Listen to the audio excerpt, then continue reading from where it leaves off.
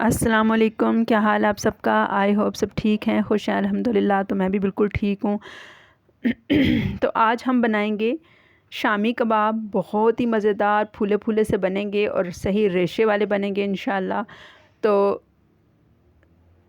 آپ بھی انجوائے کریں اس ریسیپی کو اور بقرعید کے گوشت کو بھی خوب مزے لے کے اس کی ریسیپیز بنائیں۔ تو بہت مزیدار سے یہ شامی کباب بنے اور بہت ایزی ریسیپی ہے۔ میں آپ کو سٹیپ بائی سٹیپ بتاؤں گی، کوئی بھی آپ نے ویڈیو کا پارٹ سکپ نہیں کرنا۔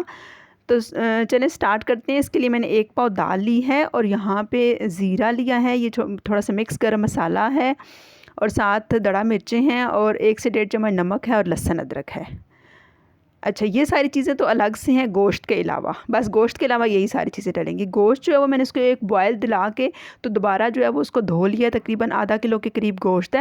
اس کے اندر اب میں یہ سارے مسالے ڈال دوں گی سوائے دال کے، جتنے بھی مسالے تھے۔ زیرہ بھی میں نے دھو کے ڈالا ہے تاکہ کوئی کنکر وغیرہ اس کے اندر ہو تو آرام سے صاف ہو کے نکل۔ اب دیکھیں یہ آدھا لیٹر کا کپ ہے، 1 کپ میں نے یہ بھر کے ڈالا ہے اور ساتھ آدھا کپ مزید ڈالا ہے پانی، کیونکہ ہم گوشت کو پہلے گلا لیں گے۔ موٹا گوشت جو ہے وہ ذرا تھوڑی دیر لگ کے گلتا ہے، تو اگر دال ہم پہلے ہی ساتھ ڈال دیں تو دال جلدی گل جائے گی اور پھر کوکر میں نیچے لگنا شروع ہو جائے گا۔ تو پریشر میں نے اس کو دے دیا ہے، تقریباً 15 سے 20 منٹ میں نے اس کو بند کیا ہے۔ تو یہ دیکھیں کتنا اچھا سا نرم سا گل گیا ہے، آپ چیک کر سکتے ہیں۔ یہ دیکھیں بالکل یہ اچھا سا گل گیا ہے۔ اب اس کے اندر تھوڑا تھوڑا پانی بچتا ہے، تو اب جو دال میں نے اس ٹائم بھگو دی تھی اس دال کو میں نے اس کے اندر اب دھو کے ڈال دیا ہے۔ لیکن اب مجھے لگا ہے کہ تھوڑا پانی کم ہے، ابھی ہم نے دال کو بھی ظاہر ہے 10 سے 15 منٹ گلانا ہے۔ آپ اپنے حساب سے پانی کم زیادہ کر سکتے ہیں، کیونکہ اگر آپ کے ہاں جلدی چیز گل جاتی ہے تو آپ تھوڑا پانی بھی ڈال سکتے ہیں۔ تو آدھا کپ میں نے اس کے اندر مزید پانی ڈال دیا اور اب میں اس کو دوبارہ گلنے کے لیے رکھ دوں گی۔ اچھا، یہ دیکھیں جب میں نے جو پانی ڈالا تھا حساب سے پانی پراپر ڈالنا بہت ضروری ہے۔ اگر پانی بچ جائے گا تو پھر اینڈ میں اس کا جو ہے نا وہ حال بالکل ایسا نہیں ہوگا۔ اچھا سا میرا سارا پانی خشک ہو گیا تو میں نے اس کو چاپر میں ڈال کے مطلب گرائنڈ کر لیا ہے، اور ساتھ یہ جو پیاز اور سبز مرچیں بھی بیچ میں ڈالی ہیں۔ آپ چاہیں تو اس کو کنڈی ڈنڈے میں پیس سکتے ہیں، اگر قیمے والی مشین ہے اس میں نکال سکتے ہیں، چاپر ہے تو اس میں نکال سکتے ہیں۔ ڈیفرنٹ آپشن ہے، آپ کی مرضی ہے جس طرح بھی آپ بنا لیں۔ ہم اکثر جو ہے وہ کنڈی ڈنڈے میں بھی بناتے ہیں، لیکن آج تھوڑا سا ٹائم کم تھا تو میں نے اس کو اس وجہ سے چاپر میں نکال لیا ہے، اور یہ بہت اچھا سا باریک سا یہ دیکھیں ریشے والے بن گئے ہیں۔ تو ساری چیزیں میں نے یہاں پہ اس ٹب میں ڈال دی ہیں، اور اس کے اندر اب میں نے ایکسٹرا ڈالا ہے ہرا دھنیا۔ بس باقی تو ساری وہی چیزیں تھیں اور کچھ ایکسٹرا نہیں ڈالا۔ ایک خاص چیز ڈالی ہے اینڈ میں، جو کہ ہے تکہ مسالہ۔ تکہ مسالہ کی ریسیپی میں نے آپ سے شیئر کی ہوئی ہے، یہ ہوم میڈ تکہ مسالہ ہے، اور اس کو میں نے اس کے اندر ڈال دیا تاکہ اس کا ٹیسٹ جو ہے وہ بہت اچھا سا ہو جائے۔ تو اس تکہ مسالہ کی وجہ سے بہت ہی مزیدار اس کا ٹیسٹ تھا۔ اب اچھا سا میں اس کو مکس کر لیتی ہوں۔ مکس کر کے تھوڑی دیر میں نے رکھ دیا تھا، اور اس کے بعد پھر میں نے اس کے کباب بنا لیے۔ یہ دیکھیں یہ دہی ہے، یہ بھی گھر کا جمع ہوا ہے، کتنا زبردست سا دہی ہے۔ اس کی ریسیپی بھی آپ کو میں دے چکی ہوں، ان سب کے لنکس آپ کو ڈسکرپشن میں یا آئی بٹن میں مل جائیں گے۔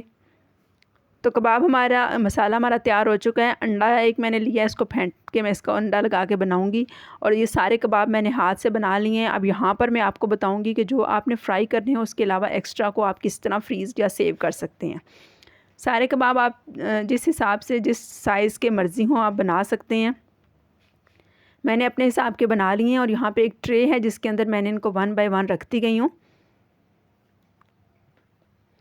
یہ سٹیل کی ٹرے ہے، اس کو میں اب سارے ایک ایک الگ الگ کر کے رکھوں گی، ایک دوسرے کے ساتھ اوپر نیچے جوڑ کے نہیں رکھنے۔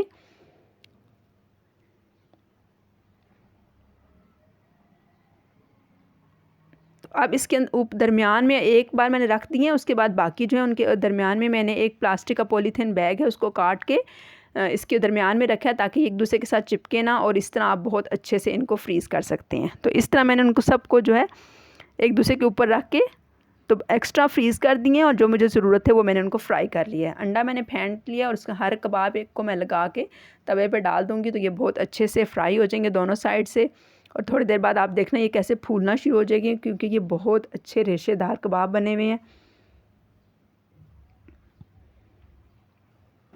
اچھا، اس کے علاوہ بریڈ کرمز وغیرہ بھی آپ ان کے اوپر لگا سکتے ہیں، لیکن میرے خیال میں تو ڈیلی اگر آپ نے یوز کرنے ہوں تو کوئی بریڈ کرمز کی ضرورت نہیں ہے۔ ہاں کوئی دعوت وغیرہ ہو تو چلیں وہ ذرا ان کی لک زیادہ اچھی ہو جاتی ہے۔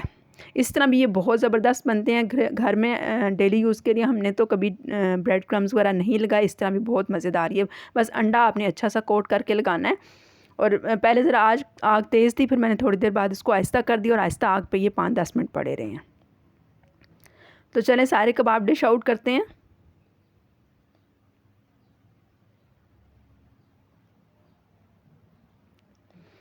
دیکھیے کتنے زبردست لگ رہے ہیں. بہت ہی زبردست سی ریسیپی ہے. آپ گھر میں بہت آرام سے اس کو بنا سکتے ہیں. ہر چیز میں نے آپ کو سٹیپ بائی سٹیپ بتائی ہے. کچھ بھی آپ نے ویڈیو میں اسکپ نہیں کرنا. تو ابھی آپ چیک کریں گے کہ دیکھیں کتنے زبردست بنے ہیں. یہ دیکھیں کتنے ماشاءاللہ زبردست ریشے والے کباب بنے ہیں. اور ٹیسٹ بھی ان کا بہت ہی زبردست تھا. آپ بچوں کو لنچ میں بھی دے سکتے ہیں اور گھر میں بھی کسی بھی کھانے کے ساتھ آپ ان کو کسی ٹائم بھی نکال کے فرائی کر کے کھا سکتے ہیں. تو امید ہے ریسیپی آپ کو پسند آئی ہوگی. اللہ حافظ.